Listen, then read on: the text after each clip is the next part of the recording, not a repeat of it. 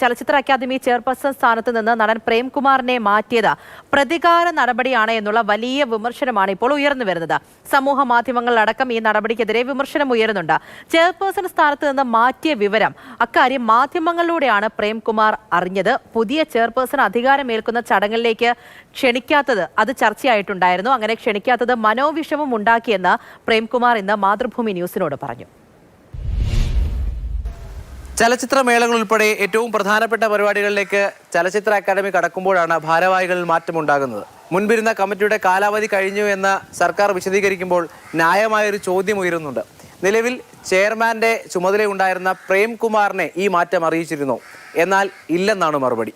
ചെറിയൊരു വിഷമമുണ്ടായത് അദ്ദേഹത്തെ ഇങ്ങനെ ഒരു ചടങ്ങിലേക്ക് അദ്ദേഹം ഈ ഒരു സ്ഥാനം ഏൽക്കുന്നതും അതുപോലെ അദ്ദേഹം ഈ ചുമതല അദ്ദേഹത്തിന് വരുന്നതൊന്നും അതെനിക്ക് ഔദ്യോഗികമായ ഒരു അറിയിപ്പും എനിക്ക് കിട്ടിയിട്ടില്ല.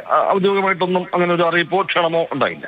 മുൻവശത്തെ ചലച്ചിത്രോത്സവം ഉൾപ്പെടെയുള്ള പരിപാടികളുടെ സംഘാടനത്തിന് മികച്ച അഭിപ്രായമാണ് പ്രേംകുമാർ ഉൾപ്പെട്ട ആ സമിതി നേടിയിരുന്നത്. മന്ത്രി ഇത് പല ആവർത്തി മാധ്യമങ്ങളോട് പറഞ്ഞതുമാണ്. അപ്പോൾ ഒരു മാറ്റമുണ്ടായത് അറിയിക്കാതിരുന്ന കാര്യം അത് വ്യക്തമാകുന്നില്ല എന്നുള്ളത് ഏറ്റവും പ്രധാനപ്പെട്ട കാര്യമാണ്. ഇതിൽ രാഷ്ട്രീയമായ കാരണങ്ങളാണ് വിമർശകർ ഉന്നയിക്കുന്നത്.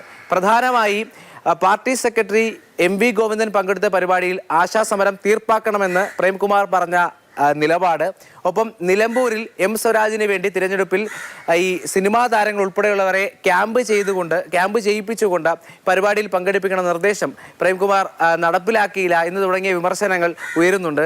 അത് പാർട്ടിക്കും ഒപ്പം സാംസ്കാരിക വകുപ്പിനും സർക്കാരിനുമൊക്കെ പ്രേംകുമാറിനെ അനഭിമതനാക്കി എന്നുള്ള ആരോപണമാണ് നിലവിലുള്ളത്. ഈ കാരണങ്ങൾ കൊണ്ടാണ് ഒരു മാറ്റമുണ്ടായതെന്നും വിമർശകർ ഉന്നയിക്കുന്നുണ്ട്. എന്തായാലും റസൂൽ പൂക്കുട്ടി ഇപ്പോൾ ചലച്ചിത്ര അക്കാദമി ചെയർപേഴ്സണായി അധികാരമേറ്റു. ആ ചടങ്ങിലേക്കും പ്രേംകുമാറിനെ ക്ഷണിച്ചില്ല എന്ന് പറയുമ്പോൾ വിഷയത്തിന്റെ ഗൗരവം വലുതാകുകയാണ്. എന്തായാലും മികച്ച സംഘാടകനായി പേരുകേട്ട പ്രേംകുമാറിനെ സ്ഥാനത്ത് നിന്ന് ഇത്തരത്തിൽ നീക്കിയതിൽ വലിയ പ്രതിഷേധമാണ് സാമൂഹ്യ മാധ്യമങ്ങൾ ഉൾപ്പെടെ നിറയുന്നത്.